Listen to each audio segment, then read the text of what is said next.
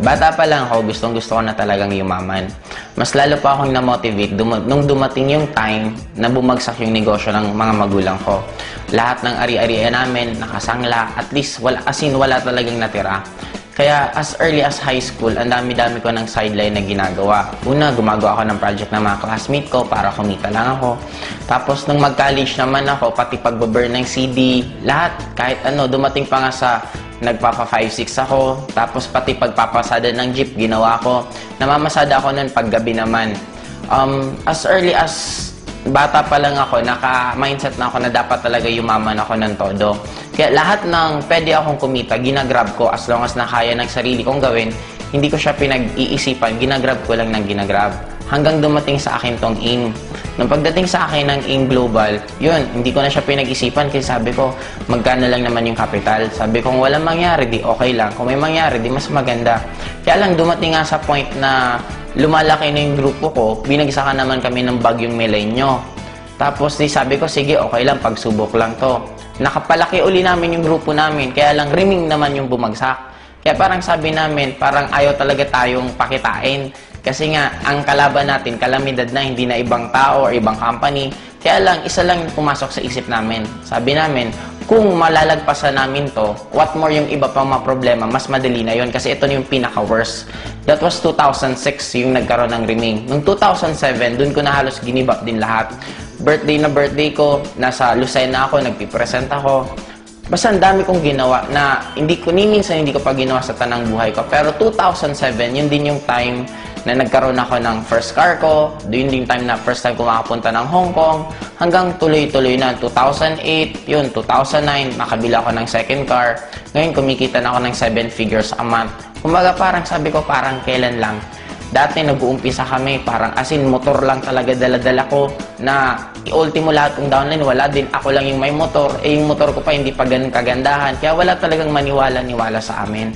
Pero ngayon, sobrang amazed na ako. Kasi lalo na dito sa lugar namin, kung mag-i-invite kami ng tao, diretsuhan na talaga. Pag tinanong kami kung anong ginagawa namin, sinasabi namin networking.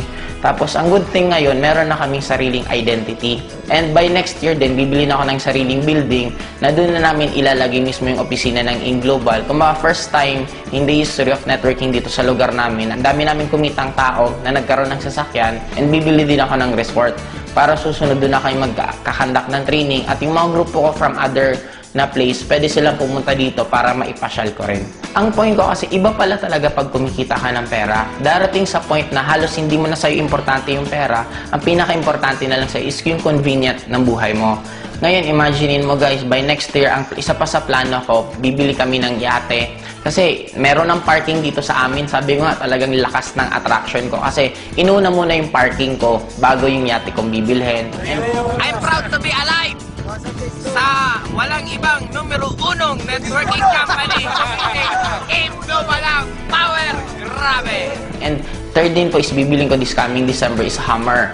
Sobra po akong talagang na-amaze kasi sobrang laki po. Ang halaga po niya sa around 6.8 million. Isang sasakyan lang po. And ang kagandahan pa po ngayon, yung lifestyle na kahit saan pwede kang pumunta. Imagine mo guys, tuwing pumupunta ako sa magagandang lugar, tina-timing ko na halos konting tao. Kasi bakit? Para hindi masyadong magulo. Pumupunta ako, namamasyal ako weekdays. Guys, grabe guys! First time Asian Cross. Woo!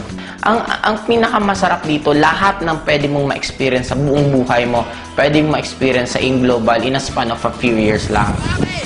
Power! Woo! Kakatapos lang namin magyate. Ngayon, hindi mo ba gagawin namin?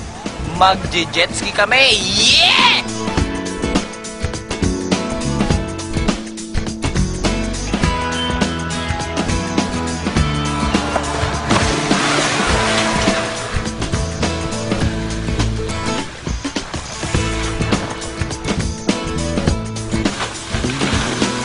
Kumbaga, yun yung nabigay sa amin na buhay because sa desisyon namin na gawin yung AIM Global at trabahuhin. Next year, US kami. Sobrang excited ako kasi Talagang first time ko makakapunta sa US na ni minsan hindi man lang pumasok sa isip ko na makakarating pala ako. Pero dahil sa Global, binigay nila lahat sa amin yan. Kung meron pa sa inyong nag-iisip, actually dapat huwag nyo na siyang pag-isipan. Kasi ang nakakaduda ngayon, hindi na yung networking hindi na Global. Magpo 4 years na ang Global, ang dami nang napayaman. Ang nakakaduda ngayon, kung pag-graduate mo ba, meron ka pang trabaho, or kung nagtatrabaho ka man ngayon, kung magkano yung natitira sa'yo. Ano yung point ko? Ang point ko lang, eto na yung nakikita nyo na yung result. Bakit kailangan nyo pang pagdudahan? Ang kailangan nyo na lang gawin, paniwalaan nyo. Kagaya ng mga iba kong friends, it took them 2 years bago nagsipag-join. Pero after 2 years yun, ngayon sila naman yung mga bibili ng sariling sasakyan. Yun pala yung kagandahan sa AIM. Pag once naniwala ka at trinabaho mo, meron at meron talagang mangyayari.